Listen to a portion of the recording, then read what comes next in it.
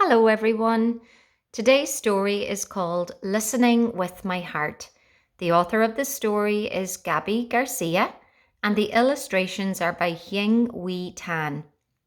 If you look down here, you can see it's called A Story of Kindness and Self-Compassion. So, in the story, we meet a little girl called Esperanza, and she struggles to show herself self compassion. She's a little bit hard on herself.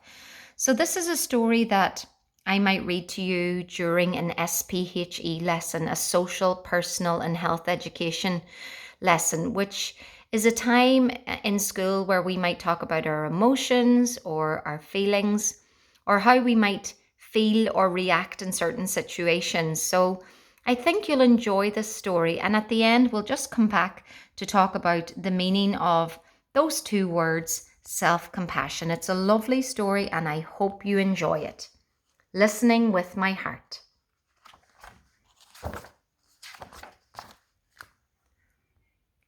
Esperanza's tummy fluttered as she practiced her lines on the porch. Today was the class play.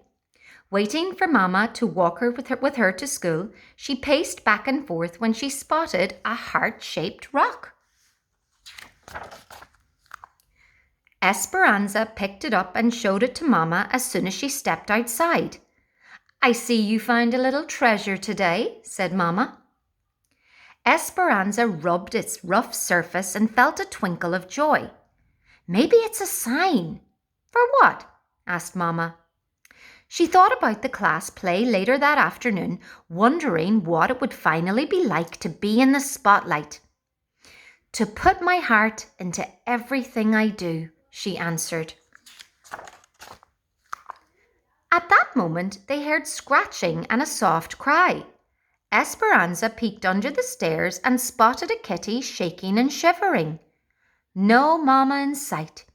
She scooped the kitten onto her lap and cuddled her. She's all alone. I think she's hungry.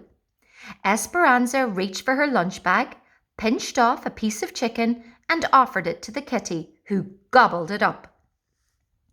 Mama, I think the rock is a reminder to spread kindness and love. That's what we do when we listen with our hearts. I think you're onto something, said Mama. Can we keep Cleopatra, please? Asked Esperanza, who'd already named the kitty. Queens are always welcome at our house, said Mama. If she's still here after school, we will take her in. So I thought that was a very clever name for the cat, Cleopatra, after the Egyptian queen, Cleopatra. At school, Esperanza was more focused on the play than on math or reading. Clutching her script during recess, she noticed Bao sitting alone on a bench. He was new in the school this week and he didn't speak much English. She wondered if he felt lonely or scared. Esperanza found a soccer ball and kicked it over to him.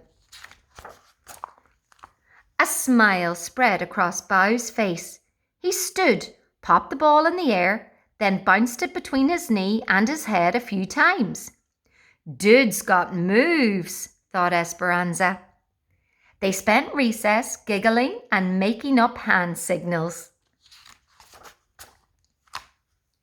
Afterwards, Esperanza borrowed Miss Owen's English-Vietnamese dictionary. She wrote friend in Vietnamese, drew a picture of Bao and her, and then put it on his desk. Esperanza rubbed the rock in her pocket. Listening with her heart made her feel peaceful inside. Finally, it was time for the big performance.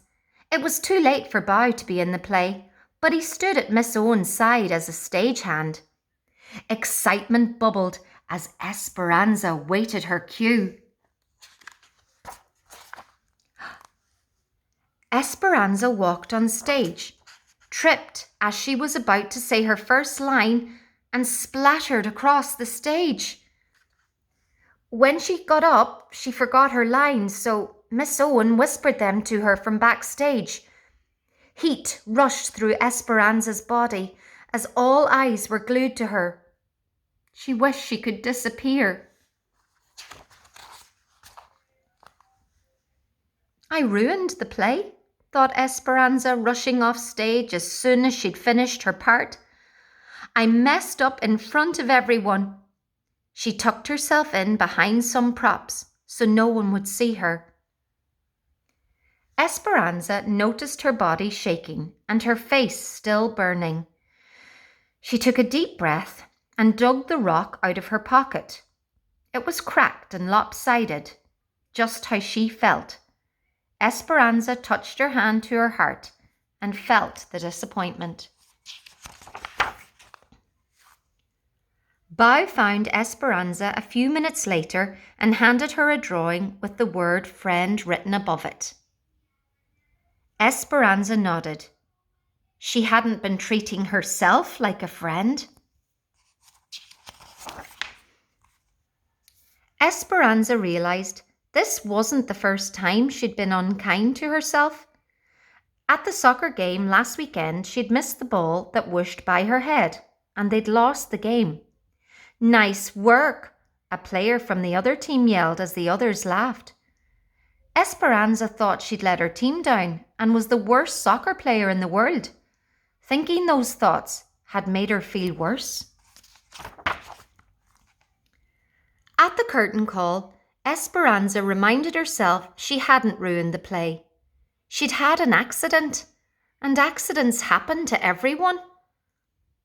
Listening with her heart wasn't just about giving kindness and love to others. It was about giving it to herself too. I can be a friend to myself, thought Esperanza. You can see her there looking at her little heart-shaped stone. When Esperanza got home, she focused on her favourite things. She zipped down the hill on her bike, then spent the afternoon painting at the kitchen table. She also got the hug she needed from Mama and some cuddles from Cleopatra.